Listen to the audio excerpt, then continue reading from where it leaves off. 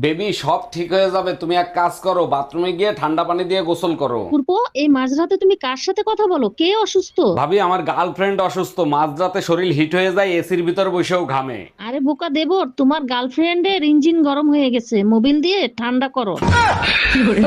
এই তোমার ওই রাস্তার খয়রাতি গালি দিতে দিতে গেল কেন? আমি জিজ্ঞেস করছিলাম তুই কি কোনো নেশা করস, বললো মদ খায় না, জুয়া খেলে না, মাগিবাজি করে না, কোনো নেশাই করে না। দেখো, বালের কথা ইংলিশে বলো না তো, তোমার গালি দিছে কেন সেইটা আগে বলো। তারপর বললাম আমার বউর কাছে একটু চল, তারে দেখাবো যে পুরুষ কোনো নেশা করে না, সেই পুরুষ তোর মতো রাস্তায় খরচ করে খায়।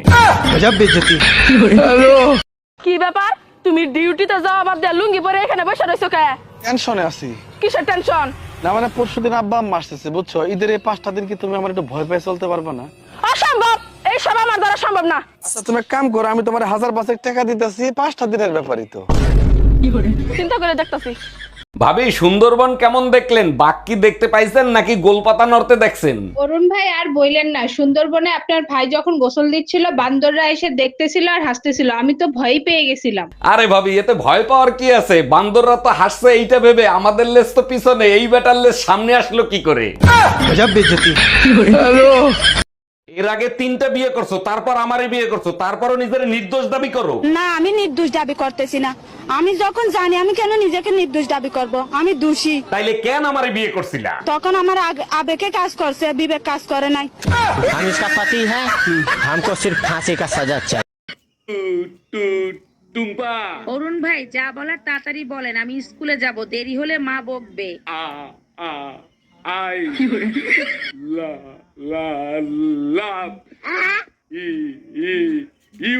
থাক অরুণ ভাই, আপনাকে আর কষ্ট করে বলতে হবে না, আপনার আই লাভ ইউ বলতে বলতে আমার বিয়েও হয়ে গেছে, বাচ্চাও হয়ে গেছে। বাবা সায়ান, মামাকে সালাম দাও। আসসালামু আলাইকুম মামু।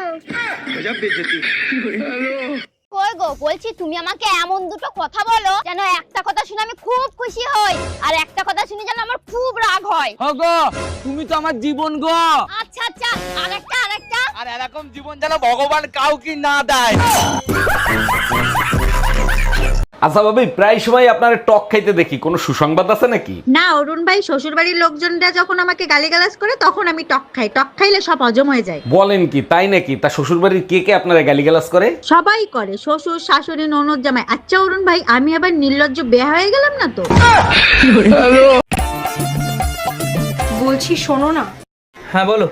বলছি একটা কথা বলবো, তুমি আমাকে মারবে না তো? আরে মারবো কেন, কি হয়েছে? আমি না মা হতে চলেছি। আরে এটা তো খুশির খবর, মারবো কেন? তুমি কি ভালো গো, বিয়ের আগে যতবারই বাবাকে বলেছি, বাবা ততবারই আমাকে মেরেছে।